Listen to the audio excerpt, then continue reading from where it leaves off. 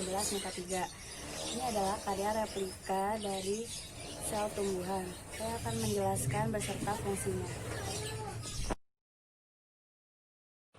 Bagian yang pertama dari sel tumbuhan adalah nukleus. Nukleus merupakan inti sel yang menjadi pusat komando atau perintah pada sel eukariotik. Ia juga berfungsi untuk mengontrol kegiatan di dalam sel. Nukleus biasanya merupakan organel yang paling menonjol dalam sel karena menyumbang sekitar 10% dari volume sel. Di dalam nukleus terdapat membran inti. Membran inti adalah struktur berlapis ganda yang membungkus inti. Membran inti ini membantu mempertahankan bentuk nukleus. Selanjutnya terdapat nukleolus di tengah-tengah nukleus. Lalu di dalam nukleus terdapat kromosom, yang terdiri dari DNA yang berisi informasi hereditas dan instruksi untuk pertumbuhan, perkembangan, dan reproduksi sel. Bagian kedua dari sel tumbuhan ada retikulum endoplasma. Retikulum endoplasma merupakan bagian sel yang terdiri dari sistem membran. Juga terdiri dari ruang-ruangan kosong yang tertutup dengan membran yang mempunyai ketebalan sekitar 4 nanometer ataupun sekitar 10 meter. Fungsi dari retikulum endoplasma diantaranya 1. Menghasilkan protein yang dibutuhkan sel. 2. Menyalurkan bahan genetik antara inti sel dengan sitoplasma. 3. Sebagai alat transportasi zat-zat di dalam sel itu sendiri. Selanjutnya ada mitokondria. Mitokondria merupakan organel tempat berlangsungnya fungsi respirasi sel pada makhluk hidup.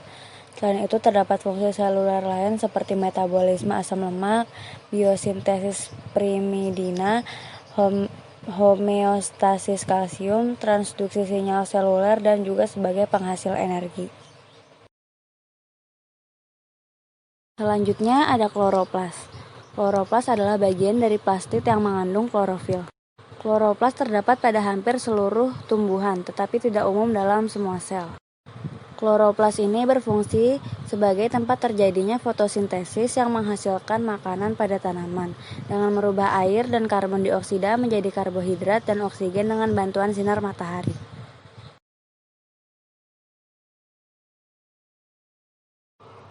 Lalu ada vakuola. Vakuola merupakan ruang dalam sel yang berisi cairan yang berupa rongga yang diselimuti membran. Vakuola terbagi menjadi dua jenis, yaitu vakuola kontraktil dan vakuola non-kontraktil. Vakuola sendiri berfungsi sebagai 1. Tempat penyimpanan sel cadangan makanan seperti amilum dan glukosa. 2. Tempat menyimpan pigmen.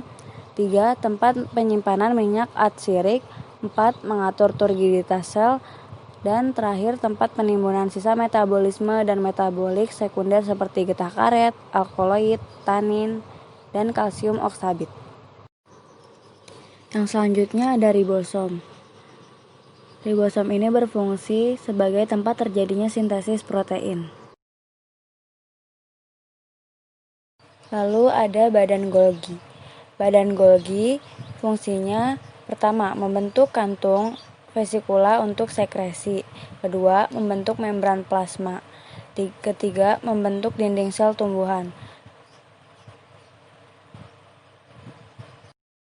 Sekian penjelasan dari saya.